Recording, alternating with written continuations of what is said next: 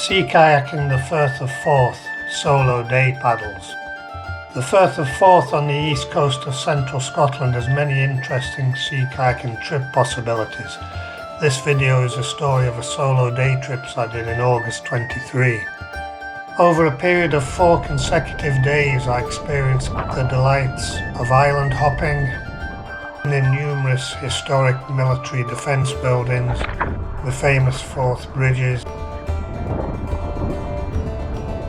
a very isolated lighthouse, some very large ships, both military and leisure, strong tidal streams and open water crossings. What more could you ask for in this type of urban environment? The first day I went from Dalgety Bay across the Firth of Forth to Crammond Island, then back to the north side taking in Inchmickery Island, the Oxcars lighthouse, Inchkeith Island, before returning to Dalgety Bay. So, St David's Harbour, Dalgety Bay, was the chosen launch spot. I headed southwest towards the Forth bridges and Hound Point, where the huge tankers unload. Then at the Tug mooring bay, headed across the shipping lane and picked up the tidal flow towards Crammond Island, my first stop.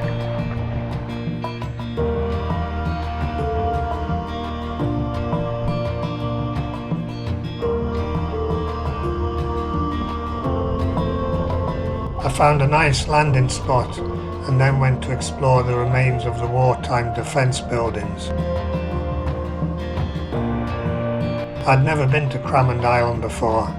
It's connected to the mainland at low tide via a causeway, which I guess leaves these wartime defence artefacts vulnerable to the inevitable graffiti merchants.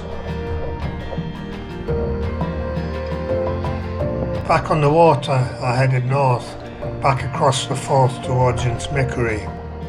This wartime defence island's silhouette is said to resemble a battleship.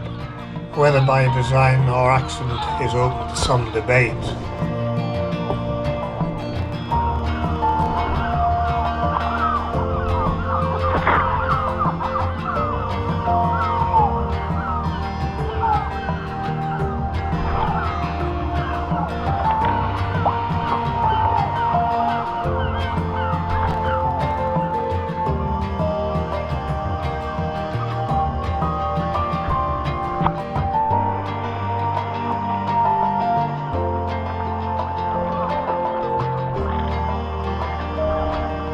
The only easy landing spot is on the southern tip and only at low tide. There's a lot to explore here, a place I've visited before. It's also the home to thousands of gulls and it's quite overgrown at this time of year.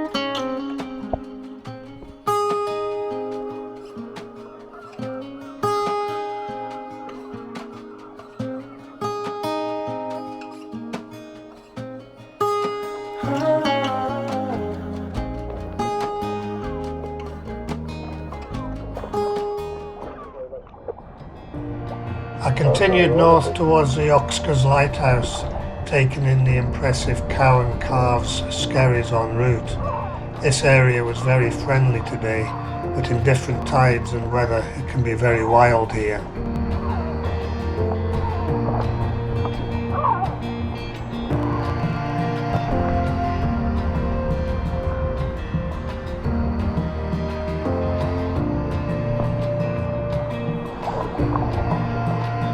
Then on towards the Oxcars lighthouse, a place I've long wanted to visit, but again the tide and conditions here often make it a challenging place, but today the mood was very relaxed. As I got close I could see there was a maintenance team hard at work painting the lighthouse.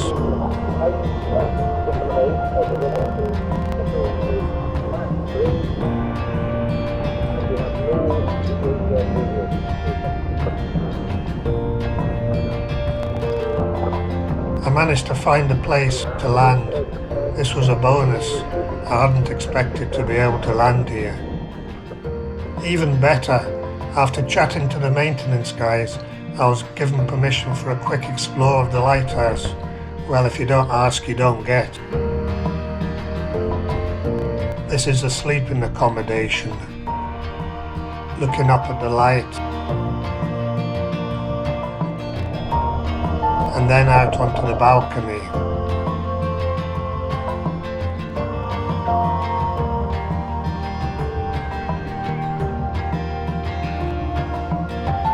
A super view up the Forth towards the bridges.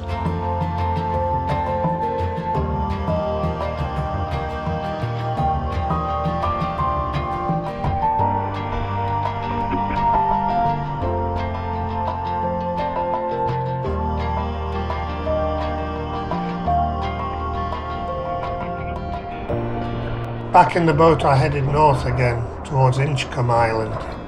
Even at slack water, small tides and calm conditions, there was a fair amount of water movement here. Shortly I met another solo kayaker heading the other way. We stopped mid-channel for a good old chat. It was very nice to meet you, Jim. Soon I reached Inchkeith Island, another wartime defence island, and also home to Inchkeith Abbey. Its roots date back to the 12th century. This place sees a fair bit of human traffic with boat tours from South Queensferry and has a National Trust warden in attendance. A place I've visited many times, so it was just a quick explore of some of the defence systems, which are always great to see.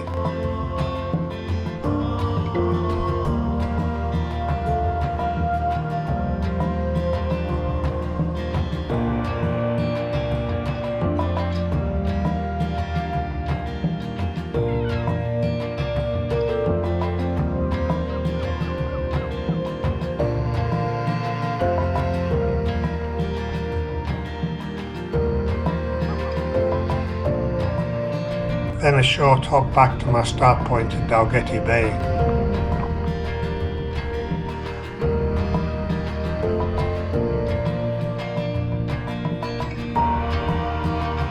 What a super day's paddle. GPS track day 1.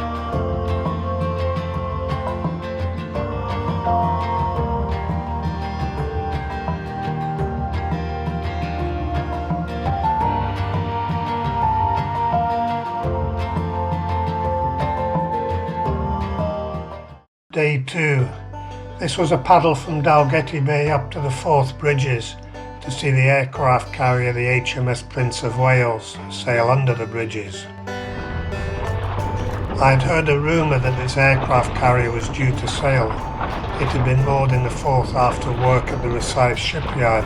That morning on the shipping movement app on my phone, I spotted a few tugs heading towards it, and low tide was approaching. So I decided the rumour was possibly correct, so I hastily got ready and headed off, hoping to view it passing under the bridges. I had just enough time to get there for low tide, when there would be just enough headroom, 50 metres.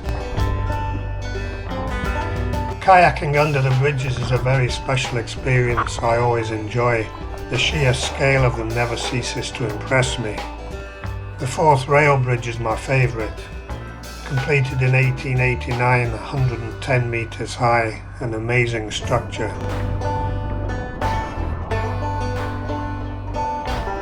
As I approached the road bridge I could see the HMS Prince of Wales on the move heading downstream.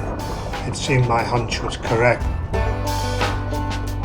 Then the original road bridge opened in 1964, 156 metres high. And the new Queensferry Crossing Bridge opened in 2017, 210 metres high, 2,700 metres long. It's the UK's largest bridge and the largest of its type in the world. I was soon approached and questioned by a couple of armed boats, one a police boat and the other a navy boat.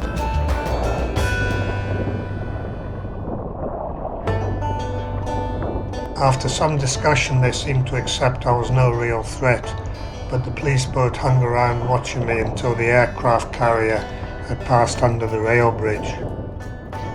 Soon, and bang on low tide, it approached and then passed under the Queensferry Bridge, with its mast lowered so as it could just squeeze under.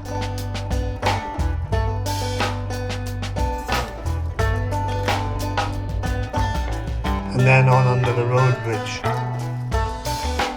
The HMS Prince of Wales was indeed an impressive sight, 65,000 tonnes, 284 metres long and 50 metres high. Then under the rail bridge, it was so good to experience this from the water with my front row seat.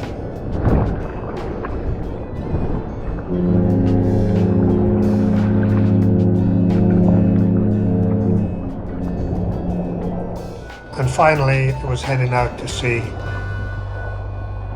I followed for a while as I headed back to my launch spot in Dalgety Bay.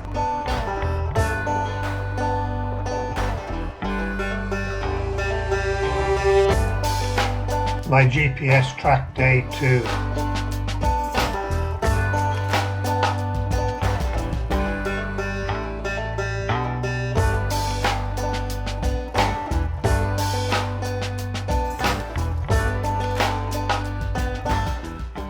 Day 3 I visited Inchkeith Island. These days uninhabited, but a place with an amazing history of Firth of Forth defences dating back to the 1500s. I set off from Petica for the 3-mile open water crossing out to Inchkeith. It was a bit murky, but Inchkeith was just visible, so I made sure I noted the compass bearing, just in case it disappeared into the mist en route. I had a fairly busy, wide shipping lane to cross, so when I reached the lane marker buoy, I checked nothing big was coming. These ships can move fast.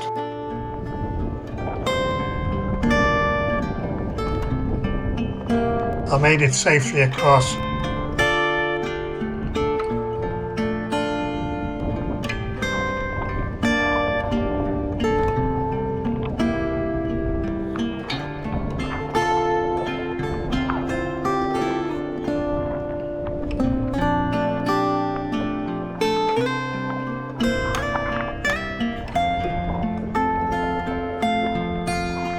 And headed for the harbour on the west side, the only easy landing spot.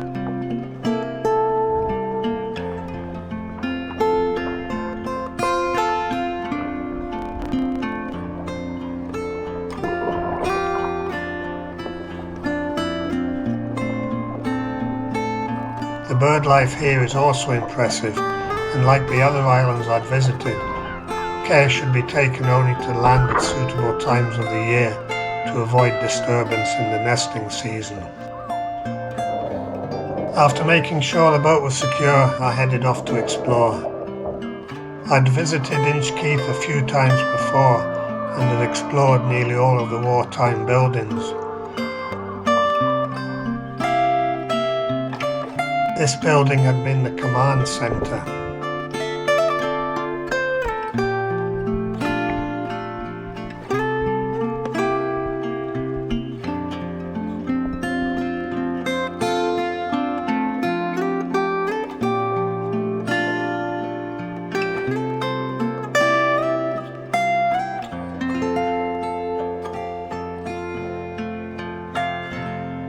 This is where one of the massive 9.2-inch guns was located.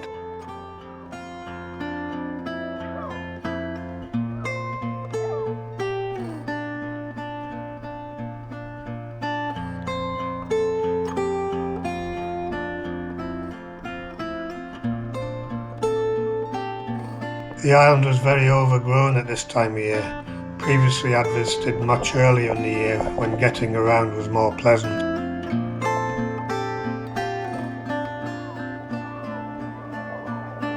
After checking out the harbour and having a quick snack, I was back in the boat, heading back to Petica.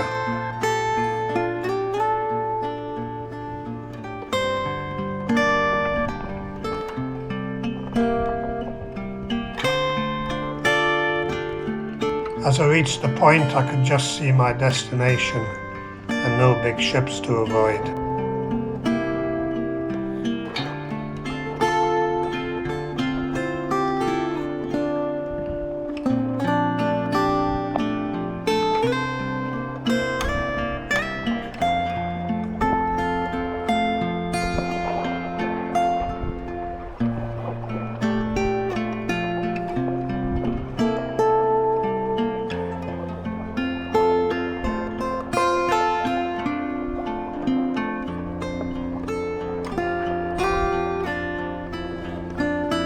Safely across the shipping lane and nearly back to Petica.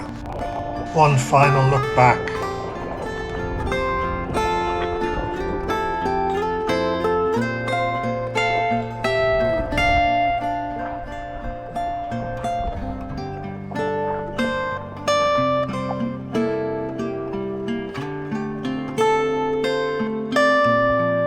Well, that was another great day's paddle. My GPS tracked day 3.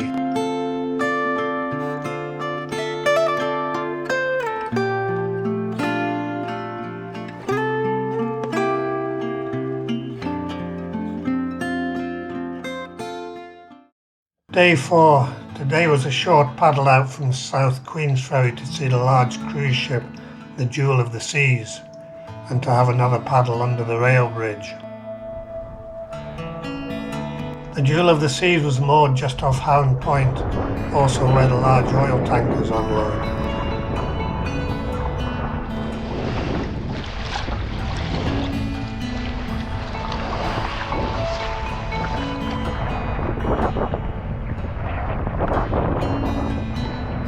At least this time I didn't get interrogated by armed escort boats.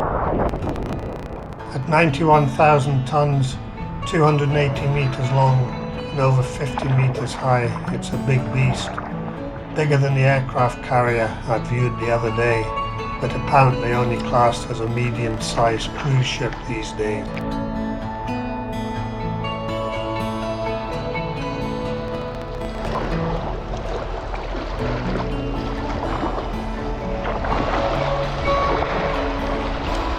The volume of water coming out of the rear caused an impressive water disturbance near the stern.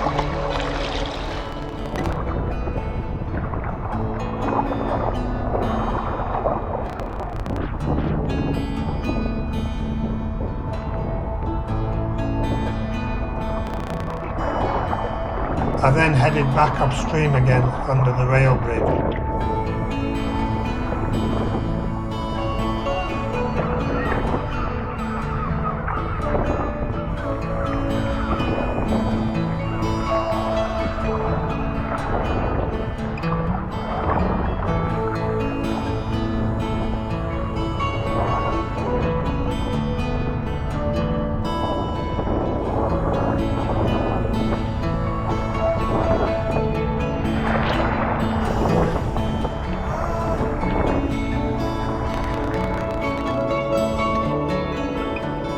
Heading back across, there was a nice tidal flow running to keep me entertained.